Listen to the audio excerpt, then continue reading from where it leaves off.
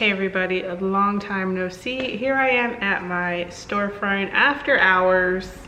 Maybe let's make this a segment. Candle shop after hours, but it's been a while since I've posted on YouTube. January was a super busy month for me. A lot of crazy stuff happened. I'll just give you a very quick summary. So one major thing that happened is we got $1,000 customer retail order, meaning this wasn't a wholesale order. A customer came in and ordered $1,000 worth of candles, and we messed it up, but we made it right and she bought her candles. Another thing that happened was my cat got stuck in a tree. That was a whole ordeal, very stressful. He was like 30 foot up in a tree. He is safe. We did get him down after lots of putting our heads together, me and my husband. We could not get like a ladder up there. We couldn't safely get up there. It was just a weird spot. So we made like a little cat pulley system. We got the cat out of the tree. Another thing that happened was the studio almost burned down, honestly. The stovetop got left on, and when I came back that night, the place was smoking up. It was my former employee, so that's another thing. I had to let go of my employee for some, reasons I'm not going to get into, but that did happen. He did leave the stovetop on. It was just one thing. It wasn't just that. It was, that was just one incident. There was a lot of things going on, but the stovetop got left on, and when I came back that night, which I usually don't come back at night, it was like smoking in here and it almost caught on fire. And the cat, the employee being let go, and the fire all happened within the same week, and the candle thing, the $1,000 order, that all happened within the same week. I'm writing my book. Just a lot going on, you guys. I'm also going to be featured on a CW show. It's a CW interview that I'm doing, so that's going to be exciting. So there's just a lot of stuff going on, so I haven't posted here. I've been posting on TikTok and stuff like that. But anyways, I had a whole nother video planned out for you guys, but I actually didn't want to post it because I thought it was boring. So I thought, you know what I haven't talked about? I haven't talked about balancing home life and work. And in my case, I'm gonna get a little bit more specific and say parenthood and work. So I know home life can mean a lot of different things for people. Some people don't have kids. Maybe you have an illness you're dealing with, another family member, maybe you have a demanding job, maybe your home life isn't as good as it should be. So everyone has their own little issues maybe that they may have going on in their life. Whatever you have going on, plus starting a business, it's really hard. I'm gonna start from the beginning. So when I first had my son, so Wine and Wick Candles started in 2015, and then my son was born February 2017. So tail end of 2016, I would say November. So I kind of started getting distant from my business, and I'm like, oh, I'll do a little something here and there. Eventually I just shut it down. I'm like, okay, baby's coming. I'm not about to do all this plus a baby. So at that point I was still working, but I was working on the weekends, 24 hours over the course of 2 days. And then the week I was like, let me dedicate Monday through Friday to my son, And so that's what I did for 2 years. And if you ask me to this day, do I regret closing my business for 2 years? Absolutely not. I am so glad I did that, because when I look back at those 2 years, those are really important years. And I got to do some really cool things during the week with my son. We'd go to the aquarium, we would have picnics, we would read books, play, all that type of stuff for 2 years, which I'm really glad I made that decision. But when I finally did start picking Wine and Wick Candles back up in 2018, he was still a toddler, 2 years old, and he took naps. So I was able to kind of work around that, and then, still do my business during nap time, and also like 11 p.m. I would do my business, or work on my business. And that's what I did for quite a while. But I've noticed in the past year or so, my son doesn't take naps anymore, and he really wants to play now with me or my husband, so he's an only child. So when he was younger, it was very easy for him to play on his own. He would play, you know, whatever. But now that he's older, he wants someone to play with. So that has been kind of a challenge for us, because we're working all day, and as soon as we get home, you know, at 5 o'clock when I get home, it's time to play, it's time to cook, it's time to do the chores. And then on top of that, after eating dinner, he wants to play and read books and then put him to bed. And then by the time he goes to bed, I'm tired, and it's like, should I work on my business or should I take time to myself? So that's what I've really been struggling with the past year. It's just been go, go, go, you know what I mean? So I told myself that I didn't want to be the parent that's, you know, known to just be, oh, my mom works all day, you know what I mean? So if I have the opportunity, that's what's kind of great about being my own boss, is I can decide, you know, am I gonna go play outside Nerf guns with my son in the middle of the day? Because if that's what he wants to do, then, you know, let's go ahead and do it. But I do have, you know, work boundaries with him. I'd say like, hey, you know, this time to this time I'm working, but after work we can play. So that's why when it hits 5 o'clock, it's really hard for me to get back into work, because you know, usually throughout the day I'm doing my work and he's cool with that, but then, you know, when that's done, he wants to play and do all that other stuff. So when it was time for me to play Nerf battles or go to the park, I would do it, but in my head I'd be like, oh my God, I don't want to go to this park, there's something I have to do at home. And I would constantly be thinking that in my head. And then, you know, recently I'm like, you know what, I have to be okay with this. My son is only small for a very short period of time, and I better enjoy it now. So I have learned that it is okay to take a little bit more time to get things done. So with social media, especially for me, I have all these ideas, and then you see people achieving these things like really, really fast.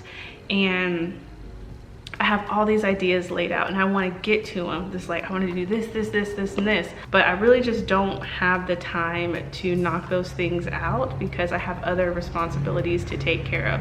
So I have told myself, I'm 32 years old.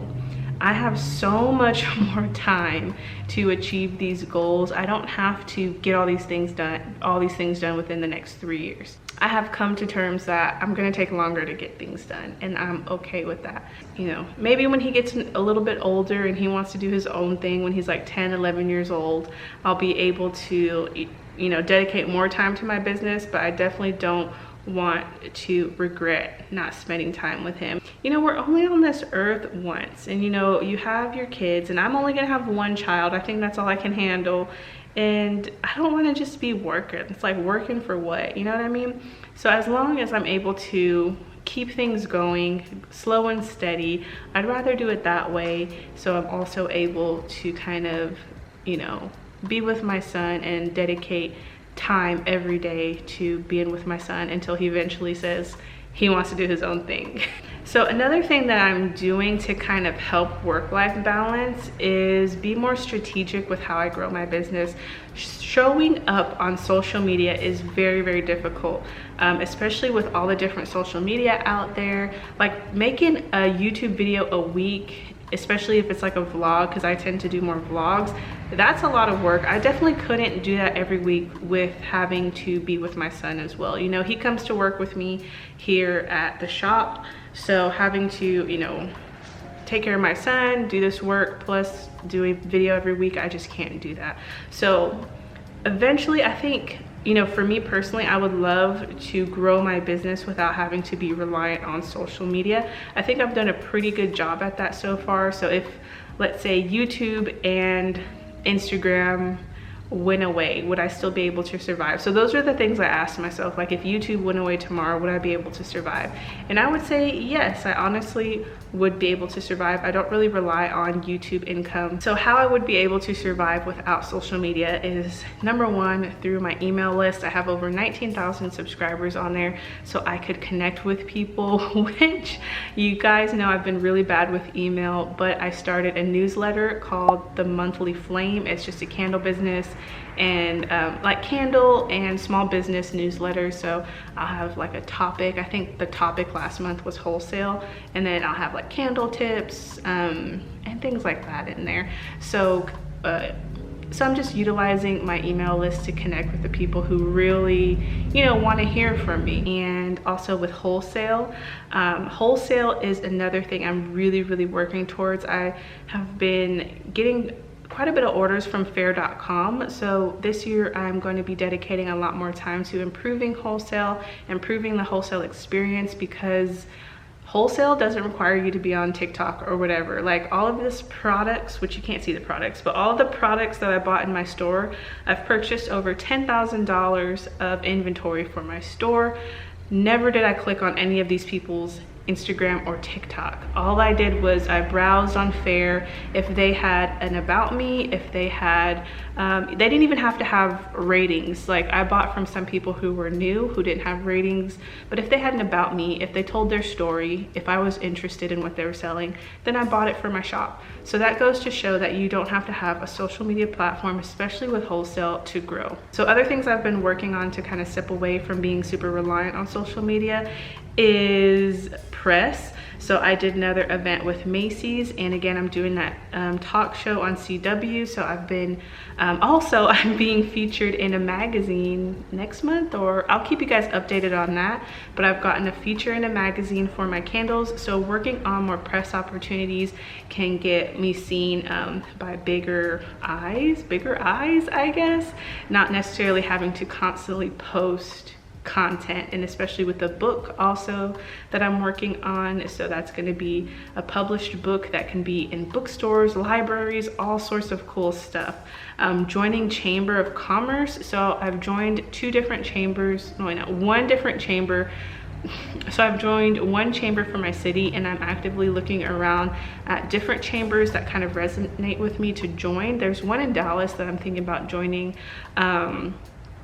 But yeah, you can join the Chamber of Commerce. You don't have to have a retail store. As long as you're a business, you can join like your city's chamber. So what's really great about that is you are now connected with all the other businesses on the chamber. So for instance, if the local, I don't know, grocery store is on the chamber and they're like, hey, we're looking for candles. Oh, so-and-so, sells candles. And usually with these chambers, they have monthly or they have regular meetings where you can sit in, talk to everybody, and you can also help kind of make decisions for the city, talk about things that are going on. So that's another thing that I've been doing. And sponsoring local events is another way to get your name out.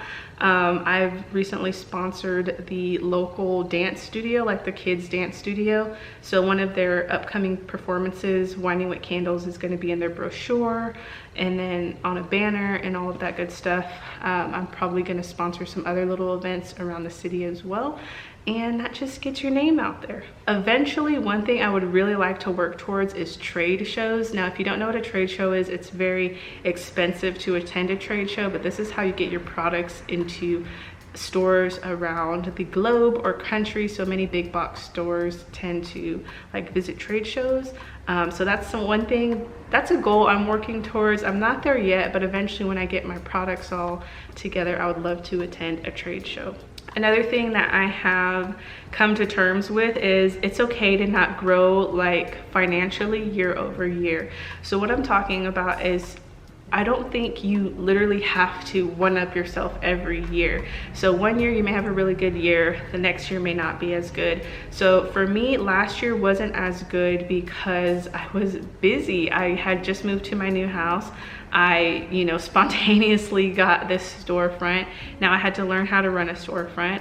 I also learned about employees and all of that. So last year wasn't really focused on growing financially. It was more focused on learning and learning how to do new things as a business owner, take things from online to offline. So I was a little bit disappointed at first with myself last year. I really was like, I didn't get products out. I didn't do this, I didn't do that. But when I stepped back, I was like, okay, you got a lot done. Even though you didn't do exactly what you thought you should be doing, you got all of this other stuff done. So now I'm working on getting more products together, and I'm very excited about product development this year and potentially just doing more wholesale. So you don't have to grow year over year. As long as you're learning new things and moving forward, I think that's good. So I wanted to take a second to talk about today's sponsor, which is Skillshare. Skillshare is an online community with thousands of inspiring classes for curious and creative people like myself. I really love Skillshare for the fact that you can find just expertise from so many different people. You can find creative, art type classes, or you can find financial classes. One in particular that I found the other day when I logged on was called Discovering Success, 7 Exercises to Uncover Your Purpose, Passion, and Path by Emma Gannon. And it is the perfect class for what we're talking about today in this video. For me, this is going to be a really great class that I'm going to jump into because it talks about defining success on your own terms, which is exactly where I'm trying to go this year, you guys. If you're interested, click the link in my description. And what's awesome is the first 1,000 people to use that link will get 1 month free trial of Skillshare. So check it out and let's get back to the video. So here's what I'm changing because again, work-life balance. I want to spend more time with my son if possible. So I'm working on hiring. So hiring has been a super crazy challenge. I did just do my last interview today for a new hire. Now I have kind of thought about my business and restructuring and all of that, and I'm like, why don't I just hire someone to come in on the weekends who can help prep candles and who can watch over the storefront, because currently I'm closed on Sundays. But if I hire a weekend person, I could be open like 6 days a week instead of just 5. And then they can prep the containers and put the wicks and all the labels and all of that stuff, and I can still make the candles.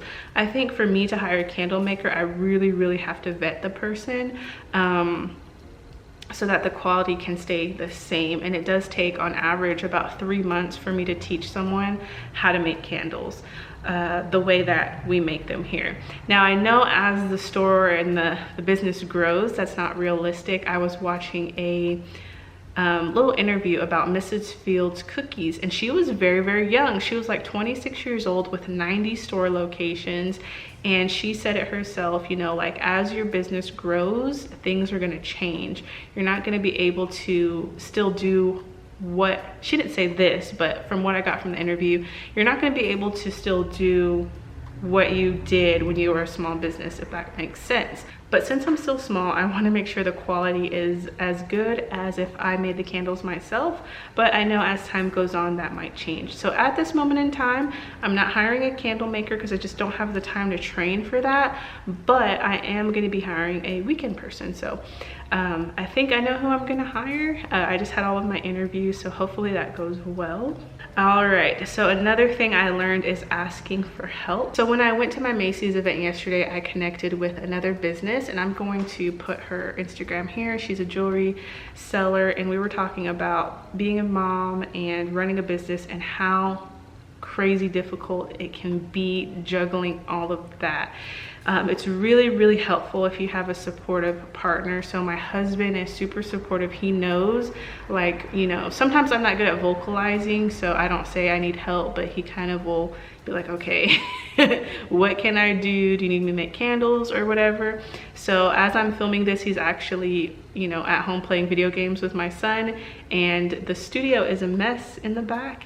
And I told him about that, and we're actually going to switch positions after I film this. So he's going to come here while I get to go home and spend time with my son. So he's going to come and clean up and all of that. It just really helps to have a support system. And for me, I don't have like a huge family out here. My parents don't help with the business.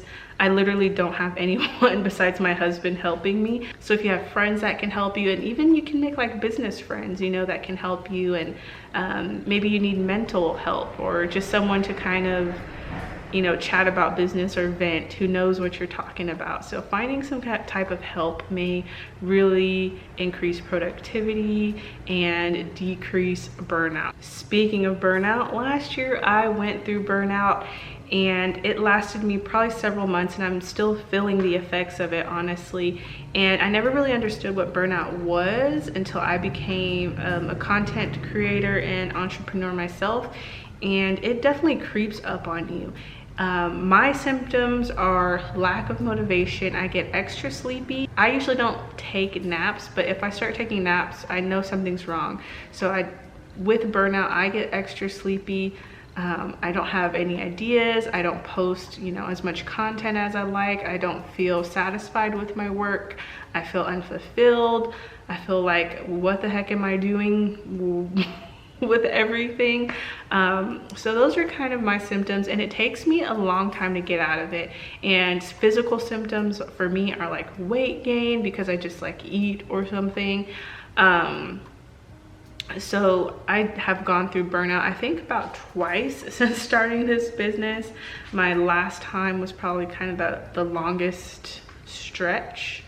But yeah, you guys, it's not fun, and it's hard to manage all of these things that you're supposed to do and the expectations of running a business. But my best suggestion, my best advice to you guys is to learn how to run a business that doesn't rely on social media as much. So that doesn't mean give up social media, because it's great. I love posting on YouTube and TikTok, but just know that posting a lot of content, sometimes, especially if you have kids or other things going on in your life, it takes a toll on you. Meeting deadlines and making sure you're consistent and all that. I have learned to just give up consistency, at least with content. It's kind of like, it's gonna get up whenever it gets up. Maybe one day I can get consistent with it, but I don't stress about putting myself on like a content schedule, or stress about trying to keep up with how much other people are posting. I just post when I get to it. You know what I mean? That's just my experience with parenthood and business. I've learned to just take it slow, keep it steady, and keep it moving. So hopefully that helped you. But thank you again, Skillshare, for sponsoring today's video. If you guys are interested, you can click the link down below to get your free premium membership and check that out. Yes, you guys, thank you for tuning in, and I will see you guys on the next one. Bye.